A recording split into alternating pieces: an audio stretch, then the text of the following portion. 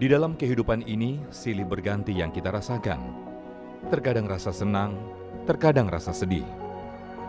Ada di antara orang-orang yang diberi kemudahan dan keberlimpahan harta. Ada juga yang sepanjang hidupnya diberi kemiskinan. Namun ada juga orang justru diberi kekayaan harta, dirinya selalu merasa sulit dan terhimpit dalam kehidupannya. Nah, hal inilah yang patut kita pertanyakan dalam diri sendiri. Ketika kesulitan hidup yang kita rasakan tak kunjung henti, ada hal yang perlu kita introspeksi dalam diri kita. Apakah benar-benar murni karena ujian dari Allah? Ataukah memang justru akibat dosa-dosa kita yang menggunung tinggi? Allah Subhanahu wa Ta'ala berfirman dalam surat Asy-Syura ayat 30. A'udzu billahi minasyaitonir rajim. Bismillahirrahmanirrahim. Wa ma asabakum min musibatin fabima kasabat aydikum wa ya'fu an katsir. Dan apa saja musibah yang menimpa kamu, maka adalah disebabkan oleh perbuatan tanganmu sendiri, dan Allah memaafkan sebagian besar dari kesalahan-kesalahanmu. Asy-Syura ayat 30. Untuk itulah, kita sebagai manusia yang lemah dianjurkan agar memperbanyak bertaubat dan beristighfar kepada Allah agar dihapus segala dosa dan tidak Allah turunkan kepada kita dalam bentuk bala atau musibah. Dengan izin Allah, istighfar adalah sumber kemudahan hidup, karenanya kita sangat dianjurkan memperbanyak istighfar kapanpun dan dimanapun kita berada. Lantas, bagaimanakah ketika sebagian orang yang terus-menerus berbuat dosa, namun justru mereka diberi kemudahan dalam hidup? Dan juga sebaliknya, ketika sebagian orang yang selalu beribadah dan beristighfar, tapi justru hidupnya selalu mengalami kesulitan. Mari kita simak penjelasannya dari guru-guru kita tercinta dalam Damai Indonesiaku siang ini. Selamat menyaksikan.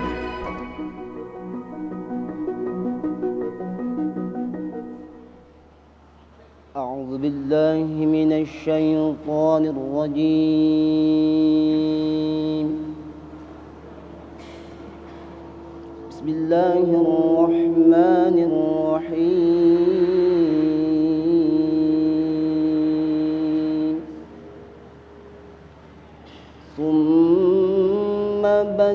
بدلنا مكان السيئة الحسنة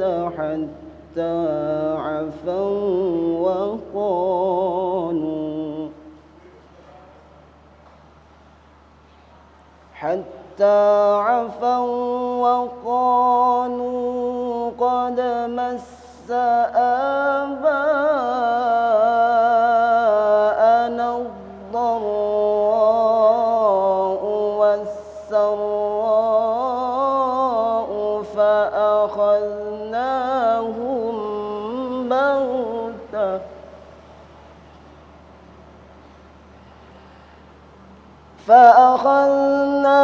فأخذناهم بغتة وهم لا يشعرون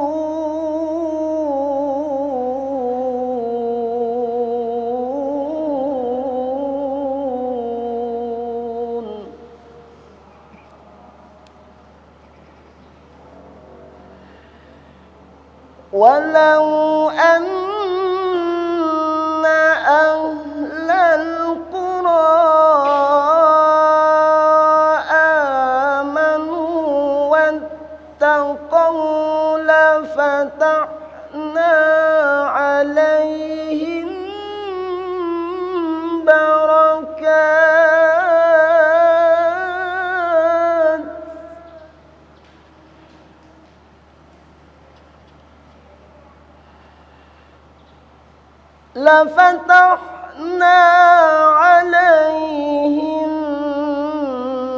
بركات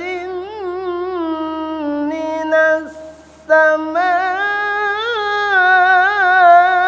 السماء والأرض ولكن كذبوا فأخذناهم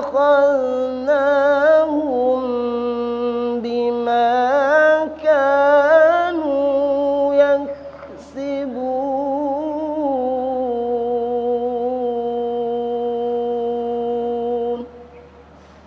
Sadaqallahul azim.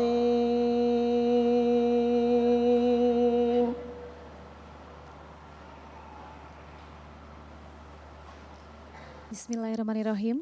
Assalamualaikum warahmatullahi wabarakatuh. Alhamdulillahirrahmanirrahim, pemirsa, kita dapat dipertemukan kembali dalam Majelis Ilmu Damai Indonesiaku. Dan hari ini kami bersiaran langsung dari Masjid Ummul Qura, SIT Ummul Qura, Jalan Kiai Haji Soleh Iskandar, Parakan Jaya, Bogor. Pemirsa, kita sebagai manusia tentunya tidak pernah luput dari yang namanya dosa. Lantas bagaimana pengaruh dosa dengan kehidupan kita? Hari ini Damai Indonesiaku akan membahasnya dengan mengangkat tema yang sangat menarik, yaitu dosa dan kesulitan hidup. Saya Sabrina Raisa tidak sendiri pada hari ini tentunya, ditemani oleh sahabat saya Mas Agung yang sudah berada di dalam bersama dengan para narasumber yang siap untuk menyampaikan ilmunya. Silahkan Mas Agung. Baik, terima kasih Syasha. Bismillahirrahmanirrahim. Assalamualaikum warahmatullahi wabarakatuh. Alhamdulillahirrabbilalamin. Allahumma salli ala Sayyidina Muhammad wa ala ali Sayyidina Muhammad. Puji syukur kepada Allah yang kembali mempertemukan kita dalam majelis ilmu yang kali ini kita akan dengarkan nasihat dan ilmu dari guru-guru kita. Sebuah tema yaitu berkaitan dengan dosa dan kesulitan hidup. Banyak aspek tentu saja yang bisa kita gali dari tema yang sangat menarik ini. Alhamdulillah telah hadir bersama kita guru-guru yang kita cintai, Habibana Abdurrahman Al-Habsyi, Ustadz Fahmi Salim dan Ustadz Asmar Lambo yang tentunya masih bersama kami Damai Indonesiaku yang dipersembahkan oleh Sarung Wadi Mor, tentu sarung kita. Selamat mengikuti.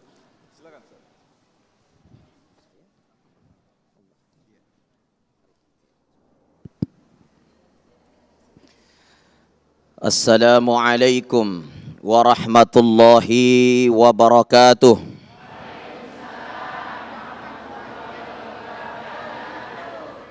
Alhamdulillahilladzi khalaqa kulla syai'in min nafsin wahidah wa khalaqa kulla syai'in min Adam fa Adam. Assalatu wassalamu ala nabiyyinal Mustafa Muhammadin sallallahu alaihi wasallam wa ala millati abina Ibrahim hanifa wa ma kana minal musyrikin.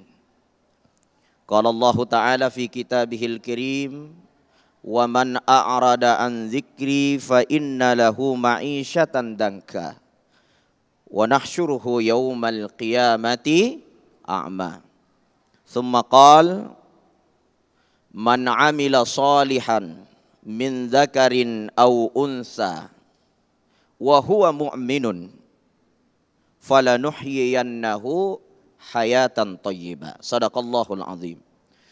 Sama-sama kita muliakan guru kita Habibana Abdurrahman Al-Habsyi, mudah-mudahan beliau panjang umur, hidupnya barokah, dan senantiasa menjadi suluh lampu kebaikan untuk kita semua, sehingga kita mendapatkan sa'adah fid dunya wal akhirah. Amin.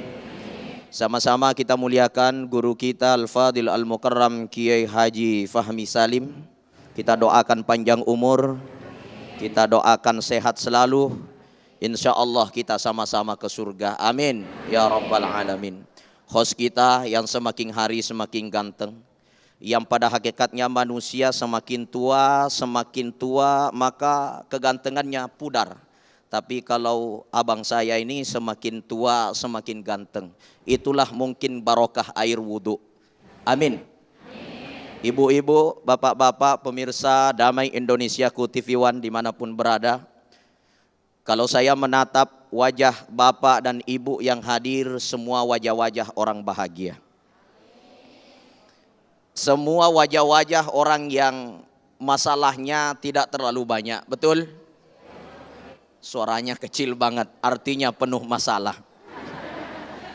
Bapak ibu dirahmati Allah Ta'ala, hakikat kehidupan manusia akan dihiasi dua problematika hidup. Yang pertama akan dihiasi dengan kebahagiaan, kesenangan, kedamaian, ketenangan, kenikmatan, betul? Yang kedua, hidup manusia akan dihiasi kesusahan, kesempitan hidup, malapetaka, ketidaktenangan, betul tidak? Nah, apa faktor dan penyebab seseorang bisa bahagia dan seseorang bisa susah?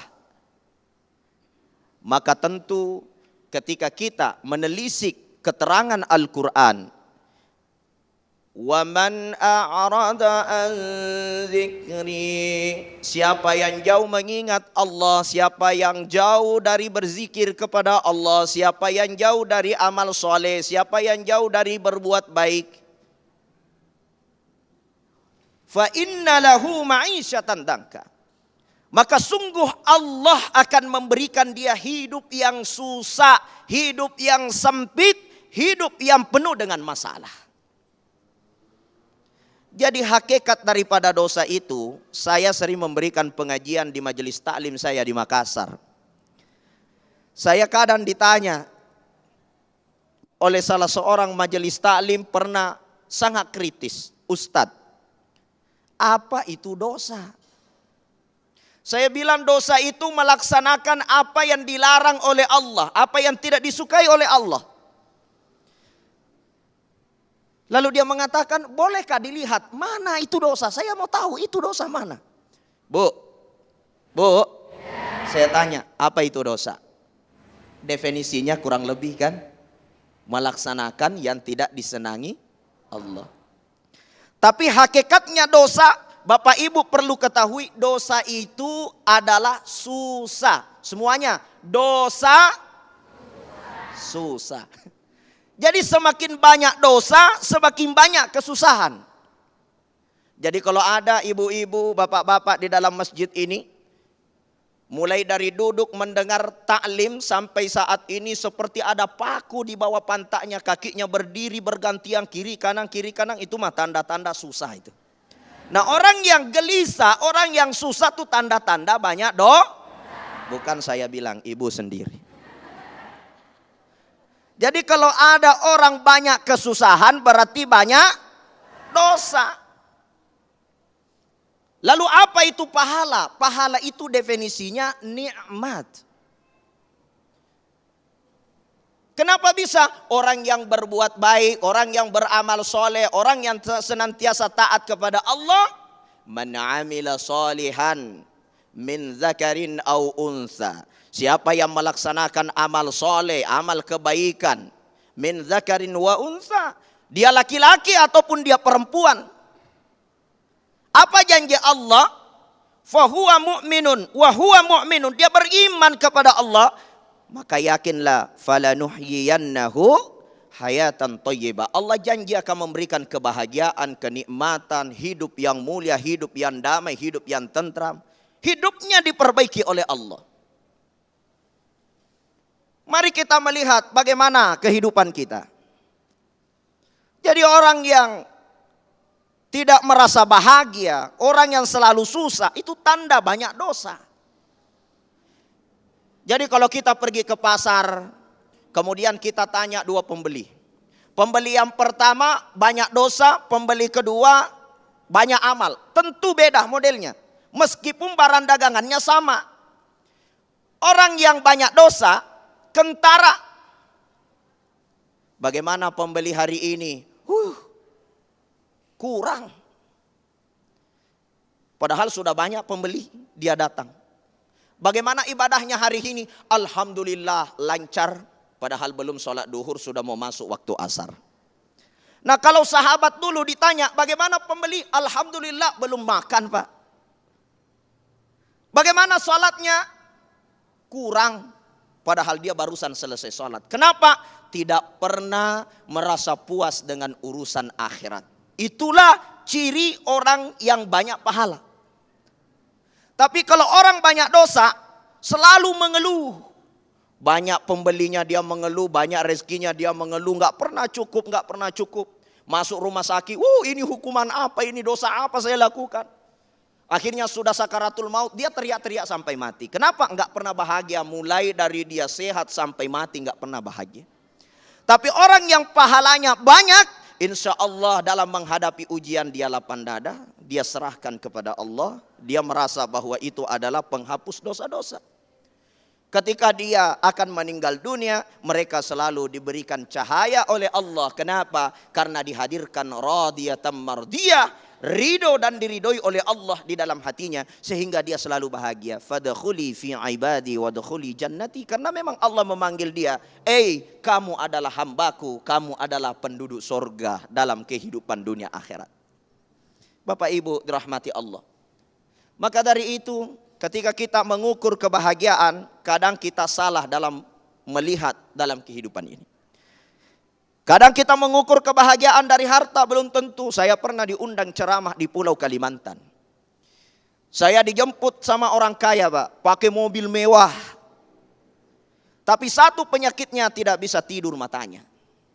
Obat yang dia makan harganya kurang lebih 5 juta satu biji. Itu dapatnya tidak ada di Indonesia, harus dipesan dari Singapura.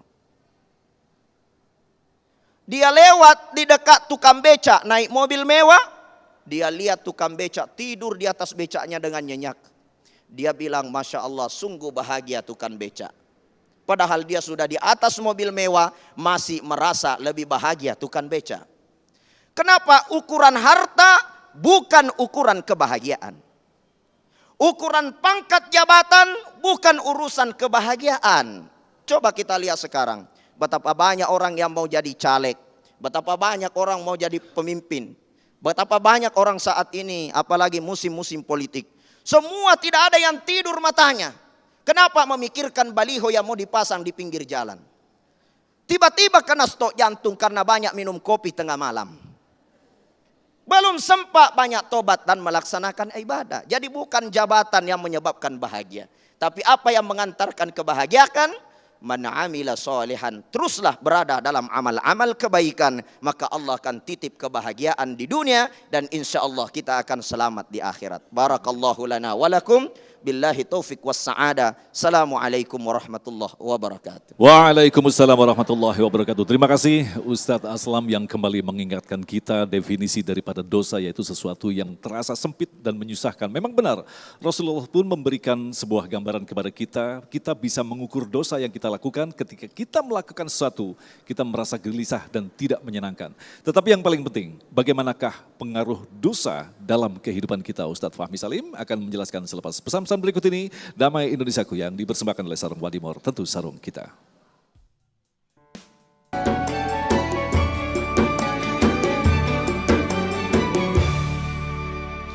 Terima kasih pemirsa, masih bersama kami dalam Damai Indonesiaku.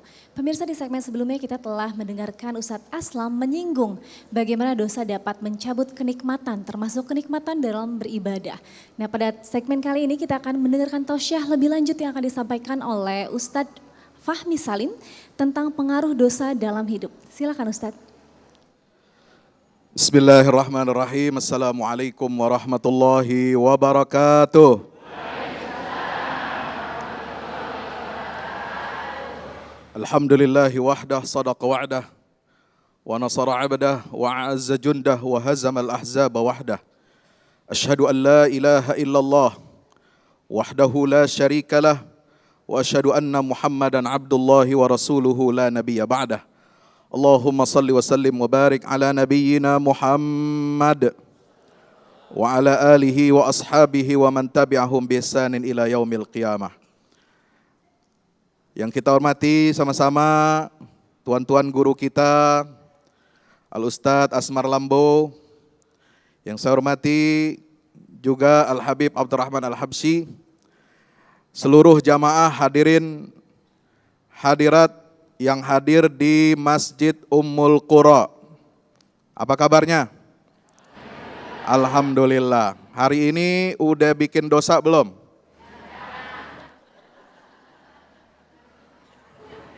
Jangan ketawa ente. Dosa itu pasti melekat sama kita, betul? Betul? Yang perlu kita lakukan adalah meminimalisir dosa, betul? Insya. Bukan cuma duit aja di manage. Bukan cuma duit yang diatur. Pemasukan pengeluaran diatur, tapi dosa juga kudu diatur, betul? Supaya apa? Hidup lo kagak susah. Insya Allah. Saya mau tanya kepada seluruh hadirin yang hadir di sini maupun yang menyaksikan melalui layar Apa itu? Layar tancap. Kagak, melalui TV One. Alhamdulillah. Apa yang menyebabkan iblis keluar dari sorga? Maksiat, dosa.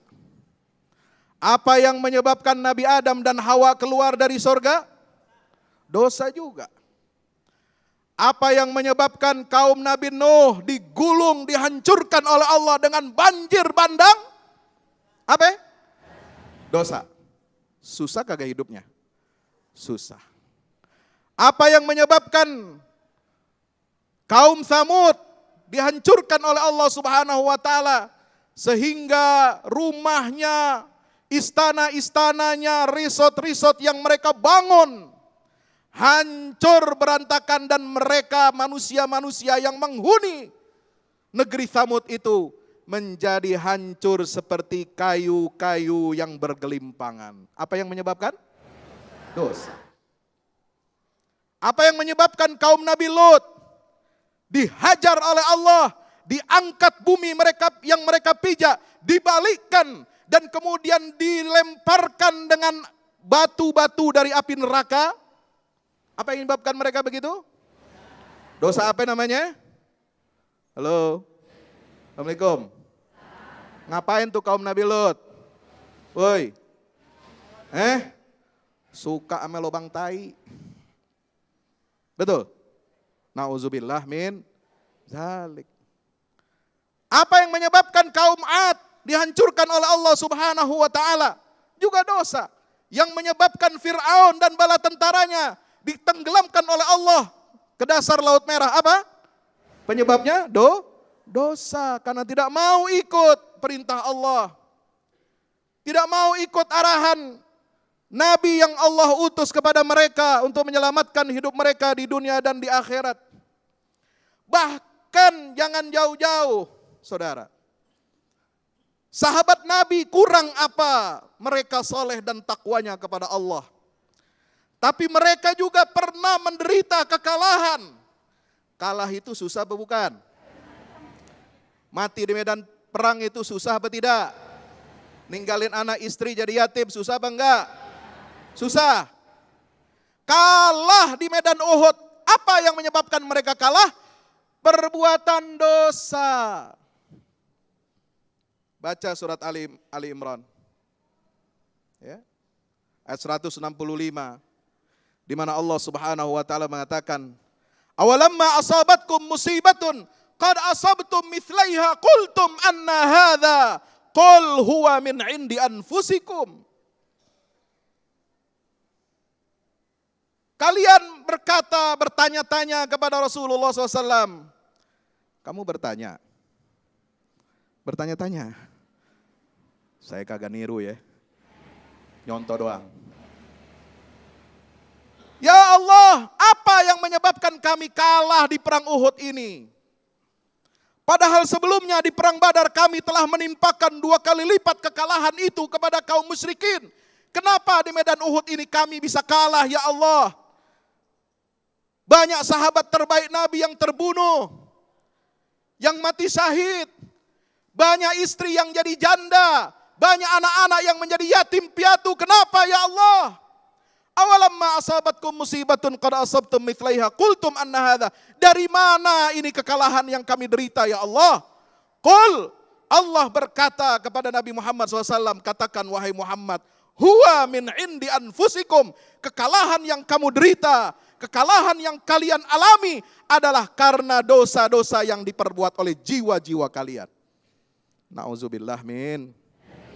Mari kita banyak mohon ampun kepada Allah. Astaghfirullah Rabbal baraya. Astaghfirullah minal khataya.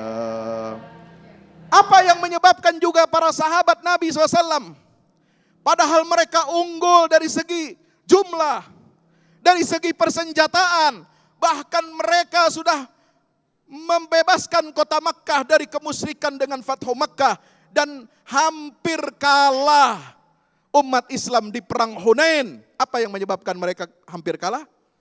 Idz a'jabatkum kathratukum falam tughni ankum syai'a wa dhaqat ankum aqdaqat bikumul arda bima rahubat. Yang menyebabkan kalian hampir kalah, dikalahkan oleh orang-orang Badui, orang-orang musyrikin di perang Hunain adalah karena dosa ujub. Apa yang ujub? Merasa besar diri, merasa hebat, mengagungkan diri. Jumlah kita sudah banyak, kita sudah diberikan kemenangan oleh Allah dengan Fathu Makkah. Maka orang Islam gak boleh sombong, saudara. Kalau kita sombong, kita bisa lalai. Hatta idza tanaza'tum fil amri, hatta idza tanaza'tum wa fashiltum wa asaitum min ba'di ma arakum ma tuhibbun minkum may yuridud dunya wa minkum may yuridul akhirah. Kalau kita ingin menang, kalau kita ingin berhasil, kalau kita ingin mendapatkan kemuliaan, kejayaan, kemudahan dalam hidup, maka jangan sampai kita bermaksiat kepada Allah. Kalaupun maksiat, dikecilin volumenya. Woi, dikecilin kuantitasnya, jumlahnya, betul. Buru-buru kalau kelepasan, kalau bikin dosa maksiat, buru-buru mohon ampun kepada Allah. Bahkan maksiat itu bisa kita rasakan dampaknya langsung. Sebagaimana dikatakan oleh Imam Al-Fudail Ibnu Iyad, inni la'asillah, sungguhnya aku pernah bermaksiat kepada Allah Subhanahu wa taala, wa qad ra'aitu dzalika fi khuluqi zaujati wa ahli wa dabati. Aku merasakan dampak maksiat itu. Dalam apa? Tidak taatnya istriku kepadaku. Pak, pernah istri bapak nggak taat sama bapak? Disuruh masak kagak mau. Disuruh nemenin anak ogah. Halo? Diajak malam Jumatan kagak mau. Ngapain? Lu bikin dosa.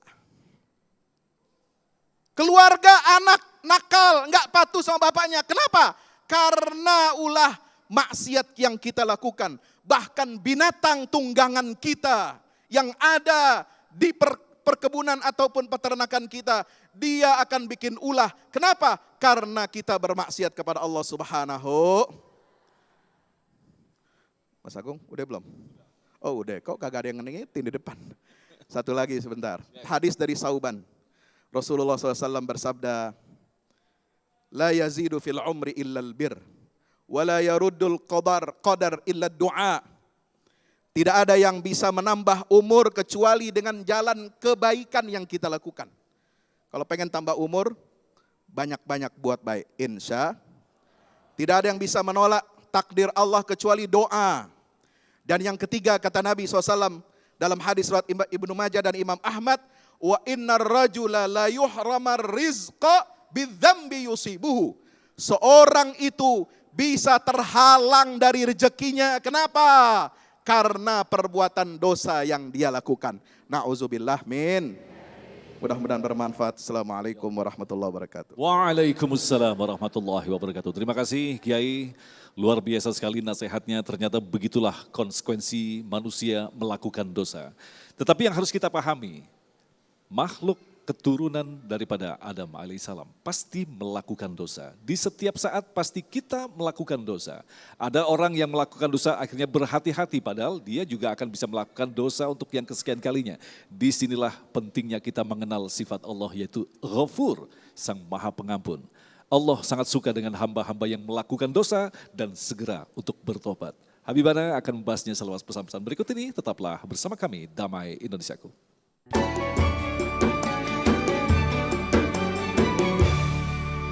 Terima kasih pemirsa, Anda masih bersama kami Damai Indonesiaku yang mengangkat tema tentang dosa dan kesulitan hidup.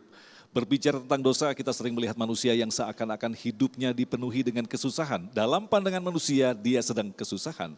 Padahal itu cara Allah untuk mengangkat derajatnya. Sebaliknya ada orang yang memang hidupnya dipenuhi dengan kesulitan, Dan itu adalah cara Allah memanggil dia untuk kembali bertobat. Disinilah pentingnya kita memahami bahwa Allah mempermudah hidup hambanya yang bertobat. Habibana, kami bersilakan untuk memberikan nasihat untuk kita.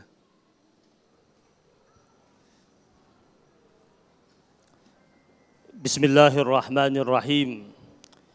Assalamualaikum warahmatullahi wabarakatuh.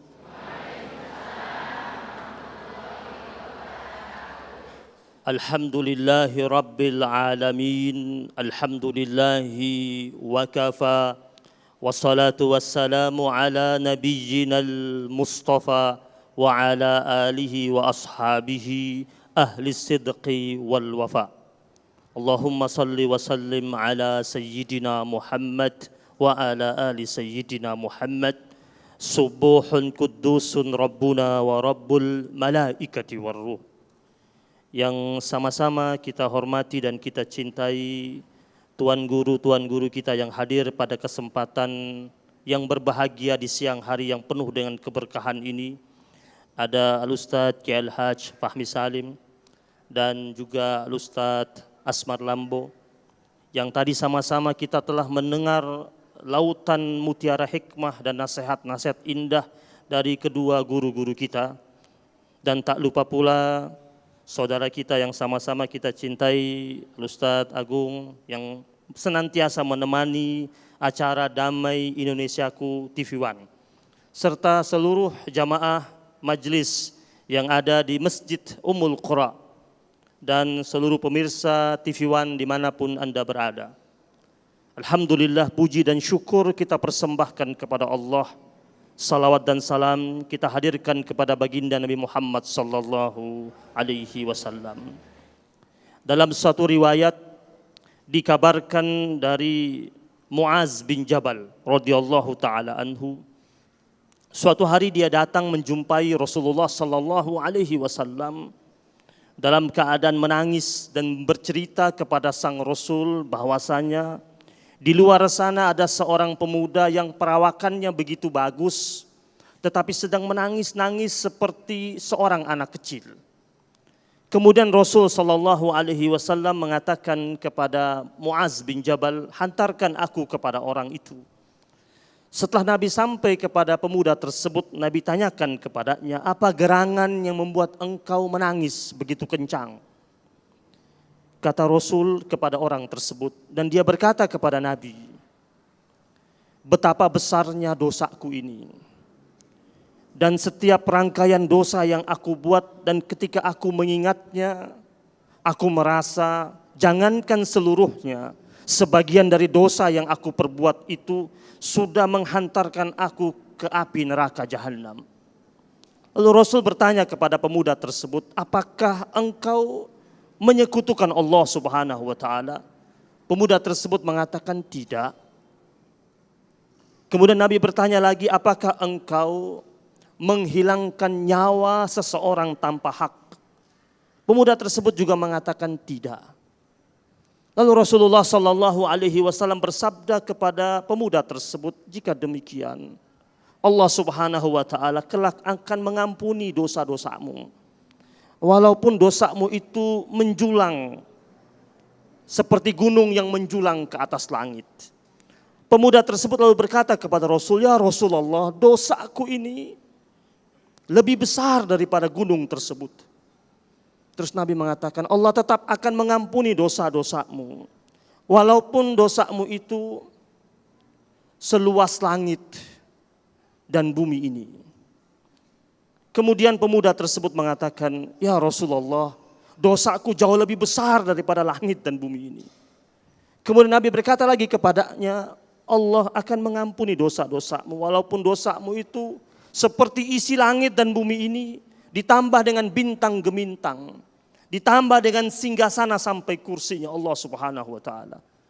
Dan pemuda tersebut tetap mengatakan kepada sang Rasul sambil tetap menangis. Dia berkata, ya Rasulullah, dosaku jauh lebih besar lagi daripada itu. Pada saat itu dalam riwayat hadis tersebut, Rasul wajahnya berubah jadi merah. Nabi kalau marah merah mukanya. Nabi katakan kepada pemuda tersebut, apakah dosamu ini jauh lebih besar daripada kebesaran Allah Subhanahu wa taala. Dan pemuda tersebut terdiam. Kemudian dia mengatakan, subhanallah, betapa baiknya Allah Subhanahu wa taala, dengan segala macam bentuk keagungannya dan kebesarannya masih dapat mengampuni hambanya yang berlaku dosa. Tapi Nabi bertanya kepada pemuda tersebut, coba kau sebutkan apa dosamu yang membuat engkau menangis seperti sekarang ini? Dia, ya Rasulullah, 7 tahun berturut-turut yang lalu pekerjaanku adalah mencuri kain kafan di tempat pemakaman. Aku mencurinya. Setiap mayat yang dikuburkan malam hari aku datang, aku ambil kain kafannya. Hingga suatu hari ada seorang gadis dari Ansar, dia wafat, meninggal dunia, dihantarkan oleh keluarganya di pemakaman. Malam harinya aku datang setelah ia dikuburkan, aku curi kain kafannya.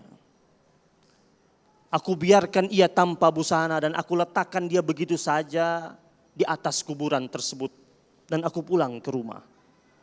Setelah sampai aku di rumah, aku digoda oleh syaitan yang masih membisikkan kepada aku, kenapa aku tidak datang lagi menemui gadis ini dan menggaulinya. Dan aku datang ya Rasul. Malam itu juga aku kembali datang menemui gadis yang aku biarkan sudah terbujur kaku dan mati tanpa busana itu. Dan dengan bisikan syaitan aku menggaulinya.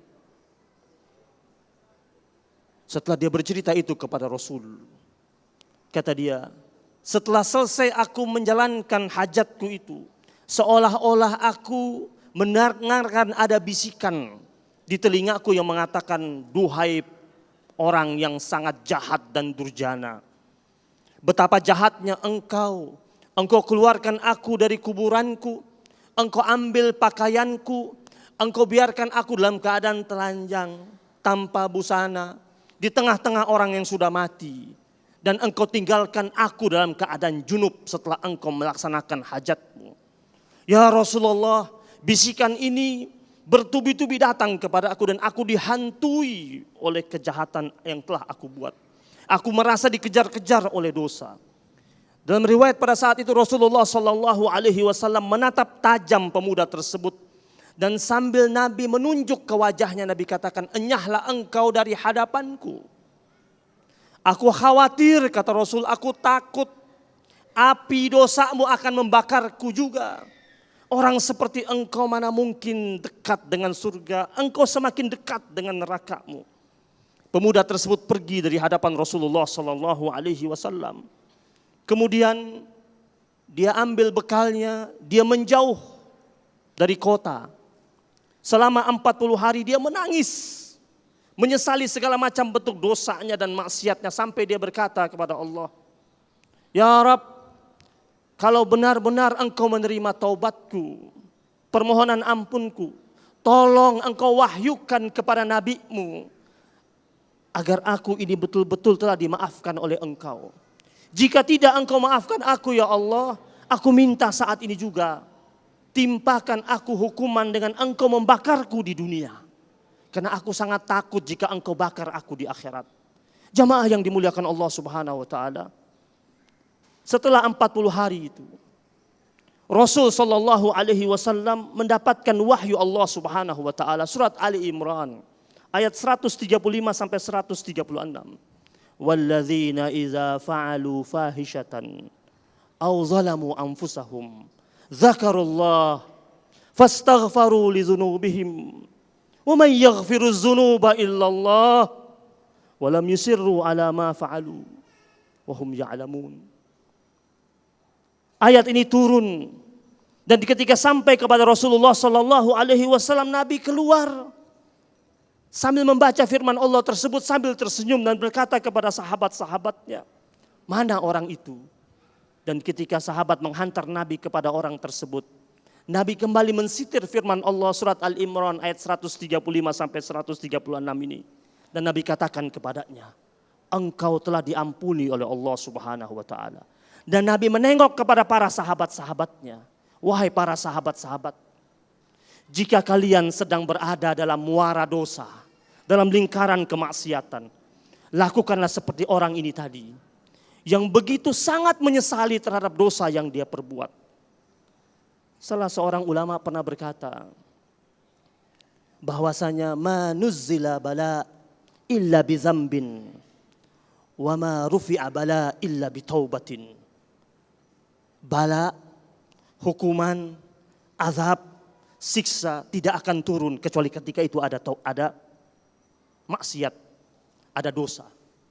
Tetapi juga bala tidak akan diangkat kecuali hamba Allah segera bertaubat kepada Allah Subhanahu wa taala. Barakallahu fikum. Wassalamualaikum warahmatullahi wabarakatuh. Waalaikumsalam warahmatullahi wabarakatuh. Luar biasa sebuah kisah yang memberikan pencerahan kepada kita betapa Allah maha luas ampunannya. Dan tentu saja di segmen berikutnya nanti kita akan dalami tema kita. Untuk itu kami persilakan Sasa menyampaikan pertanyaan yang untuk guru-guru kita, silakan. Ya, terima kasih Mas Agung, dan pemirsa telah ada satu jamaah di sebelah saya akan menyampaikan pertanyaannya dengan Bapak siapa Bapak? Zulkarnain. Bapak Zulkarnain, silakan pertanyaan disampaikan Pak. Assalamualaikum Ustadz. Pertanyaan pertama, ada orang yang gemar berbuat dosa dan maksiat, tapi kelihatannya hidupnya tetap senang, bahagia dan sejahtera. Bagaimana menurut Ustadz? Kemudian yang kedua, mohon jelaskan kembali dosa apa saja yang menjadi penyebab terbesar dari kesulitan dan kesusahan hidup seseorang. Demikian. Baik, terima kasih banyak. Pertanyaan yang luar biasa Habib dan Ustadz, dan pemirsa kita akan segera mengetahui jawabannya sesaat lagi, tetap di Damai Indonesiaku.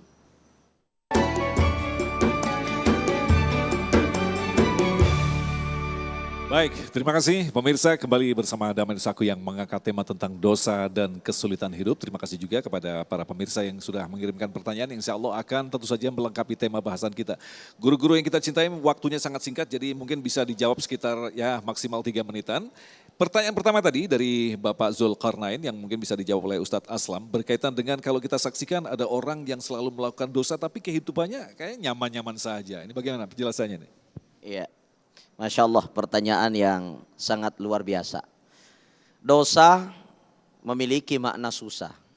Lalu kenapa ada orang kelihatannya semakin berbuat dosa, hidupnya semakin nyaman, semakin nikmat? Ada 2 kemungkinan.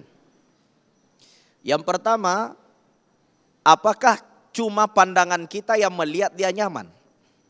Karena kebahagiaan itu dirasakan oleh orang yang menghadapinya. Kadang-kadang kita mengukur orang nyaman karena hartanya banyak, nyaman karena rumahnya mewah, nyaman karena jabatannya tinggi. Tapi ternyata dia tidak bisa tidur, istrinya selalu marah-marah, anaknya tidak ada yang taat, semuanya pada kena kasus narkoba. Lalu di mana letak kebahagiaan mereka? Hanya mata kita yang melihat dia bahagia. Itu satu. Kemudian yang kedua, Allah Subhanahu wa taala memberikan sebuah keterangan di dalam surah Al-An'am ayat 44. Ketika kita melihat orang yang semakin dia bermaksiat, mereka semakin lupa atas apa yang menjadi kewajiban dari Allah, apa yang bisa menjadikan dia dekat dengan Allah. Semakin dia menjauh malah dari Allah. Tapi nikmatnya semakin bertambah, maka di situ katakan bahwa sesungguhnya itu hanyalah azab yang ditunda. Yang dijelaskan oleh Ibnu Abbas bahwa zalika al-istidraj. Itulah yang disebut dengan istidraj. Jadi seperti orang yang sedang memanjat kelapa. Kenapa? Karena begitu indah dia lihat di atas. Maka dia dibiarkan untuk memanjat kelapa itu.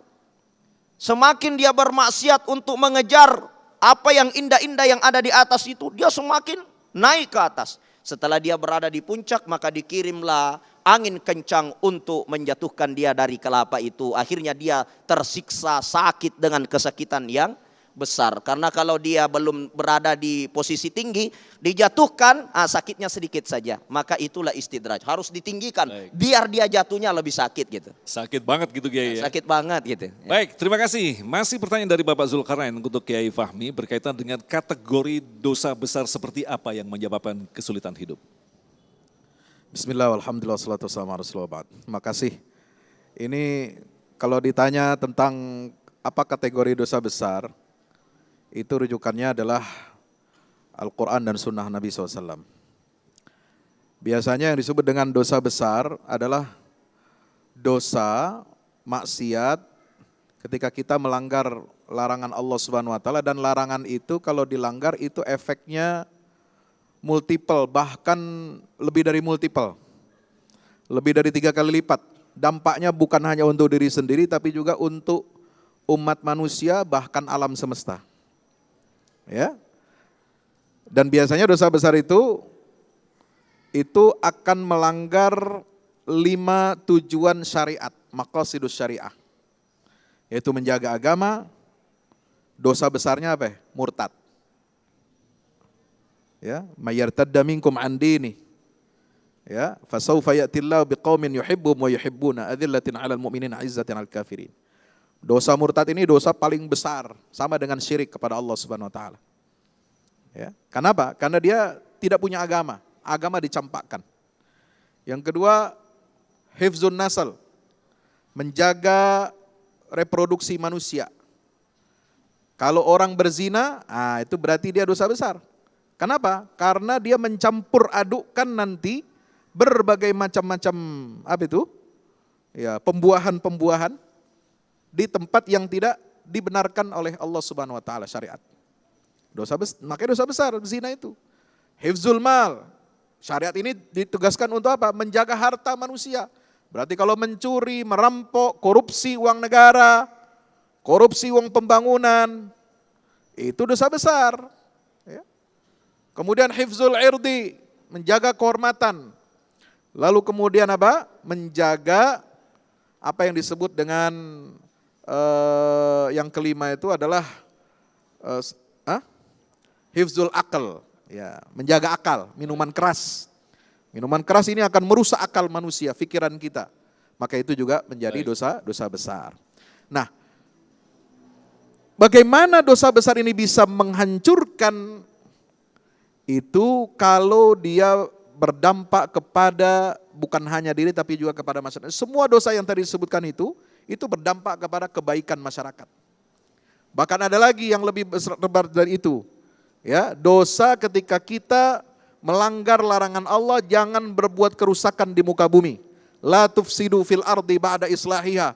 Ini dampaknya kepada alam, kepada bumi. Kalau kita tidak ramah kepada alam semesta, kepada lingkungan, maka lingkungan alam itu juga tidak ramah kepada kita. Akan terjadi apa? Pemanasan global, ini polusi udara. Jakarta, Tangsel ini sekarang terburuk di dunia. Polusinya. Ya. Kenapa? Karena kita melakukan apa? Aktivitas yang membuat bumi ini semakin panas, semakin mendidih. Nauzubillah min dzalik. Terima kasih Kiai Fahmi atas jawabannya. Pertanyaan selanjutnya, Sasa, silakan. Ya, terima kasih Mas Agung. Selanjutnya ada penanya di sebelah saya dengan Ibu siapa Ibu?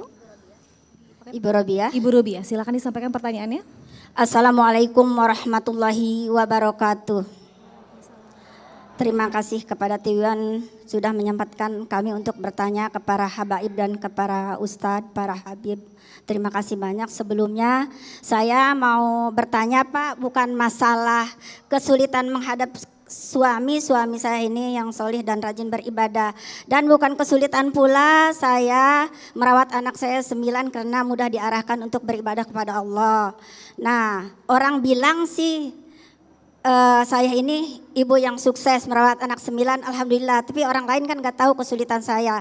Kesulitan saya ini Pak, terus terang aja. Di waktu saya beribadah menghadap kepada Allah Subhanahu wa taala, jangankan yang 5 waktu di dalam malam, kalau sholat tahajud aja saya kepengen husu. Kadang saya membaca ayat yang baru supaya husu, ke satu saya lurus husu kepada Allah. Dan keduanya suka ingat apa aja gitu. Saya sedih sekali itu, pengen husu. Saya takut dosa kepada Allah. Di waktu sholat, kadang-kadang sholat ayat rakaat pertama, saya husu, kedua husu. Kalau zuhur, ketiga kadang-kadang suka ingat apa aja ada yang diingetin gitu. Saya pengen husu sekali Pak, itu yang paling saya sulit. Yang paling sedih, saya kalau malam mohon pada Allah, padahal saya minta, ya Rob, maafkanlah aku dalam ibadahku kepadamu. tidak husukanlah ibadahku kepadamu. Ridhoilah aku, hapuskanlah dosa-dosaku, dosa anak cucu menantuku, suamiku, semua muslimin dan muslimat wal minat. Wassalamualaikum warahmatullahi wabarakatuh. Waalaikumsalam warahmatullahi wabarakatuh. Ya, baik Habib, ini tentang kehusyuan. Jadi Umi ini dikhawatir bahwa ketidakhusyuannya dapat menjadikan dosa untuk dirinya. Begitu. Bagaimana solusinya? Ya. Taib. Bismillahirrahmanirrahim. Allahumma salli ala Muhammad wa ala ali Muhammad. Kata Imam Al-Ghazali rahimahullah, setiap insan ini menghadapi 4 godaan permanen. Semua kita. Yang pertama, godaan dari dunia, tempat kita hidup ini. Yang kedua, godaan dari makhluk. Ya, kalau nggak dari suami, dari istri, dari anak, atau dari besan, dari tetangga, dari mantu, semua pasti pernah mengalami ini dan terus mengalami. Yang ketiga, godaan dari syaitan. Yang keempat, godaan dari hawa nafsu. Yang dari syaitan, kata Imam Al-Ghazali, kita harus mengumumkan perang kepada syaitan setiap saat. Harus mengumumkan perang. Ada satu kompleks, seumpamanya dia pingin kompleks itu bersih, dia menyatakan perang terhadap narkoba. Caranya gimana? Dia pasang spanduk, 100 spanduk diedar, maka pengedar-pengedar narkoba itu mau masuk kompleks tersebut mengatakan, wah jangan masuk. Soalnya mereka sudah menyatakan perang terhadap narkoba. Nah, setan ini dia senantiasa menunggu kita di tikungan kelengahan kita. Kapan kita lengah, dia masuk. Di dalam Al-Quran itu, dalam surat Asy-Syams, Allah itu bersumpah atas nama jiwa yang Allah ciptakan. Kita ini, wa nafsi wa ma sawwaha. Ketika Allah bersumpah atas nama jiwa manusia yang telah Allah ciptakan dengan sempurna itu, di situ Allah katakan berikutnya, fa'alhamaha fujuraha wa taqwaha. Dalam diri kita ini, manusia ini ada 2 kutub. Antara kutub fujur dan takwa. Apa itu fujur? Fujur itu adalah keburukan, kemaksiatan, kejahatan, perlawanan, kedurhakaan. Apa itu takwa? Kebaikan, ketaatan, ketundukan, kesucian, keikhlasan, itu takwa. Dan setiap hari kita akan berhadapan dengan 2 ini. Nah, pada ayat berikutnya Allah katakan, qad aflaha man zakkaha wa qad khaba man dassaha. Artinya Allah mengatakan orang yang dia mampu mensucikan jiwanya, maka dia akan menjadi orang yang bahagia. Yang tak mampu mensucikan jiwanya, dia menjadi orang yang merugi. Berarti Allah suruh kita ini setiap saat untuk mampu mengelola administrasi jiwa kita. Termasuk ketika kita sholat itu, kita butuh khusyuk. Kata Imam Al-Ghazali, singkat saja, kata Imam Al-Ghazali, untuk sampai pada tingkatan khusyuk yang standar aja, tidak usah yang muluk-muluk, kata beliau yang standar saja. Ibarat tingkatannya intermediate lah. Kata beliau yang pertama, cobalah untuk mengingat Allah ketika takbiratul ihram. Allahu Akbar, ingat Allah. Hadirkan tentang kebesaran Allah, keagungannya, kebaikannya, rahmatnya. Yang kedua, ingat Allah pada saat setiap kali kita mengucapkan iyyaka na'budu wa iyyaka nasta'in. Hanya kepada Engkau ya Allah kami menyembah dan hanya kepada Engkau ya Allah kami memohon pertolongan. Yang ketiga, kata beliau, hadirkan Allah, ingat Allah pada saat tasyahud. Pada saat asyhadu an la ilaha illallah, itu ingat Allah akan kebesaran Allah dan keesaan Allah Subhanahu wa taala. Kalau ini kita coba, kata Imam Al-Ghazali, itu ibaratnya kita sedang menghidupkan 3 titik refleksi dalam tubuh kita.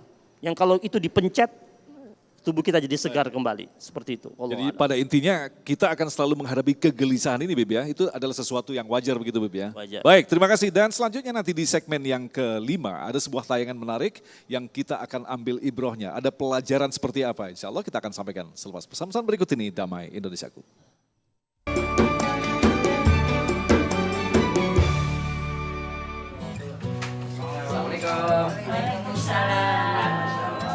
Tak hanya pintar membuat anak-anak kecil nyaman belajar di kediamannya, Ustadz Badut mengeluarkan trik khusus ketika mengajak para lansia di lingkungannya.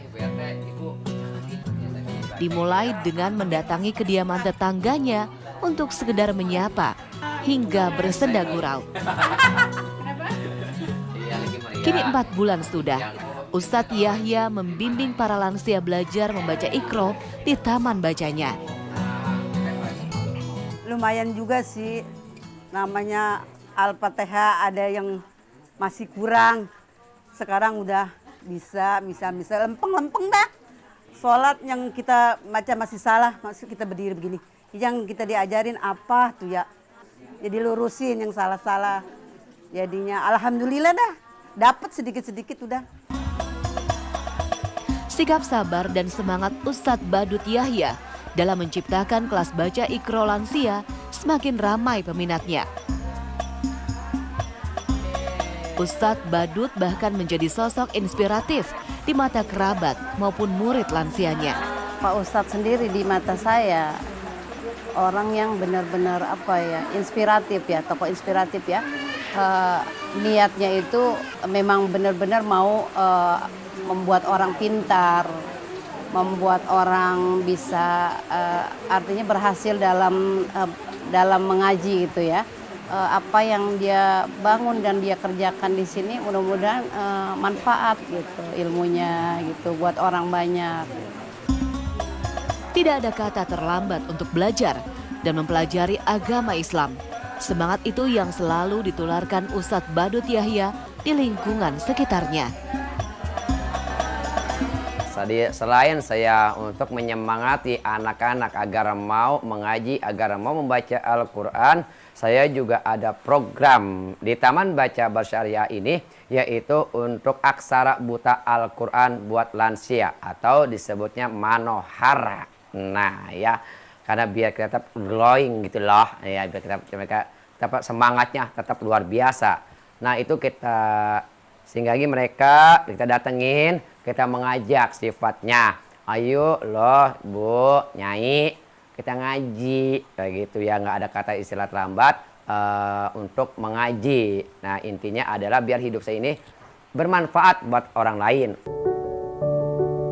Ustadz Badut Yahya kini mengabdikan hidupnya untuk mengajar dan berdakwah.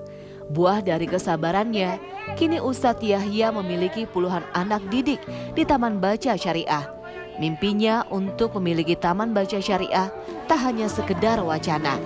Atas keyakinannya kepada Sang Maha Kuasa, Yahya berhasil menjadi sosok yang dibanggakan oleh keluarga tercinta dan bermanfaat untuk sesama.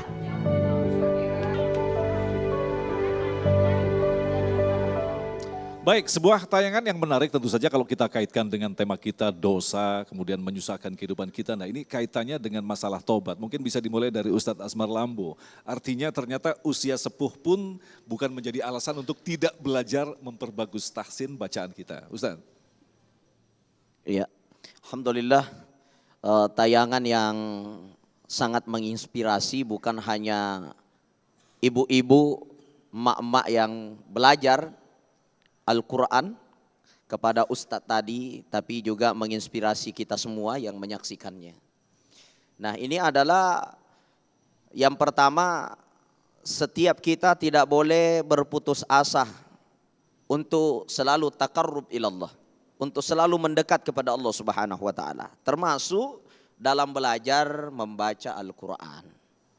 Kenapa? Karena Al-Quran ini adalah pedoman hidup kita. Al-Quran ini adalah pegangan kita. Taraktu fikum amrainikum lan tadillu ma tamassaktum bihima. Dia adalah pegangan yang mana Rasulullah katakan tidak akan tersesat selama-lamanya. Yaitu pegang teguh Al-Quranul Karim ini. Jadi ibu-ibu juga harus semangat belajar ngajinya. Ya, jangan semangat ngomelnya. Semakin tua semakin semangat ngomel. Ya, tapi semakin tua semangat baca Quran, semangat ngaji, semangat belajar. Jangan cuma anak TK belajar A, Ba, Ta, Sa. Tapi kita pun belajar seperti itu. Untuk apa? Agar kita menjadi hamba Allah yang insya Allah akan mendapatkan jannahnya Allah. Kebahagiaan di akhirat insya Allah. Sayang sekali, Yai, waktunya habis. Dan insya Allah nanti di akhir nanti di segmen yang ke-6 kita akan berdoa bersama terkait dengan apa yang kita bahas dalam kesempatan kali ini, dosa dan kesertaan hidup. Mudah-mudahan kita yang sedang menyaksikan ini adalah orang-orang yang dilindungi oleh Allah dari kejahatan jiwa kita sendiri. Tetaplah bersama kami, Damai Indonesiaku.